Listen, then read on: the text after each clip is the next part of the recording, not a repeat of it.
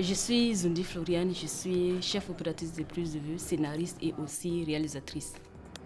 Je suis actuellement cadreur à la télévision.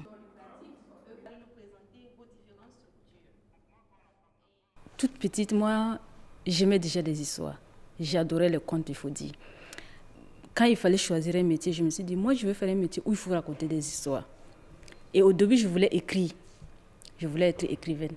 Et puis, au fur et à mesure, je me suis rendu compte que la télé, le cinéma, avaient un peu plus... Les gens s'intéressaient beaucoup plus à ça que le livre, en fait. Et donc, je me suis dit, non, ce serait beaucoup plus facile d'atteindre le plus de personnes par ces canaux-là que le livre. Et donc, du coup, j'ai dit à mes parents, moi, je veux faire le cinéma. Et ils m'ont dit, est-ce qu'ici, il y a une école pour faire le cinéma?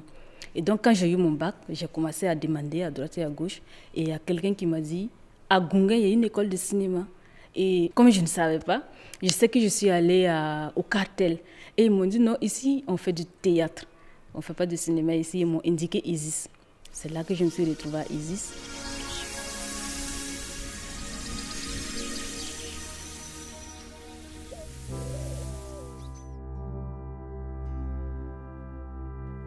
Passionnée de l'écriture, je m'intéresse aux écrits de mon défunt père. Il disait qu'il ne fallait pas en vouloir aux gens, qu'il fallait juste essayer de le comprendre. J'ai commencé d'abord par un court-métrage, Face à soi, un court-métrage que j'ai pu réaliser avec l'aide de l'Institut Imagine.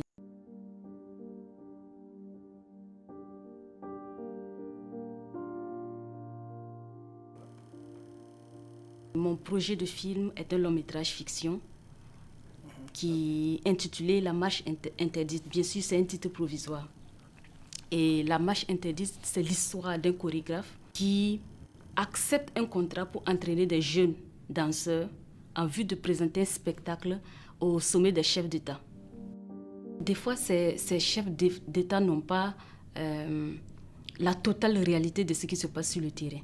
Donc, c'est un peu passer par Kofi pour les interpeller. La danse, c'est un élément autour duquel il y a un rassemblement. C'est une vitrine. Donc pour moi, c'était l'occasion d'exploiter ce pan-là qui n'est pas assez mis souvent en exergue dans nos créations diverses. Ça, c'est le script doctor qui me fait des remarques par rapport à la première version du scénario que je lui ai envoyé. Mes meilleurs vœux pour l'année 2019, en espérant que cette année voit la réalisation de ton film. À part 2 ou 3 endroits, la dramaturgie fonctionne. Je m'étonne que tu aies supprimé l'enquête menée par les jeunes pour retrouver Amara. Il serait bon d'y revenir, je crois. Pour la présentation, n'oublie pas de décaler les noms des personnages et les dialogues vers le milieu de la page pour bien les distinguer des didascalies. Enfin, je me demande si une 60aine de pages n'est pas trop court. Pour le cas où cela créerait une difficulté, réfléchis à ce que tu pourras ajouter comme péripétie.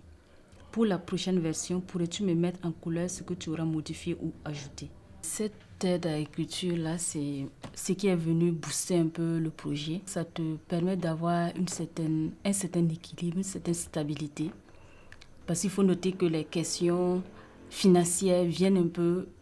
font que à un moment donné, tu délaisses le projet pour aller chercher de quoi survivre en fait.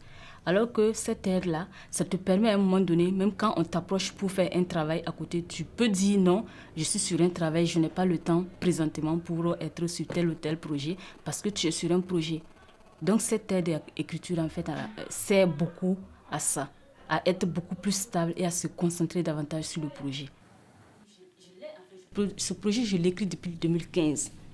Et ce n'est qu'en 2017 que les choses ont véritablement bougé. Donc c'est dit que Succès Cinéma est venu m'aider un peu à croire un peu plus à ce projet-là.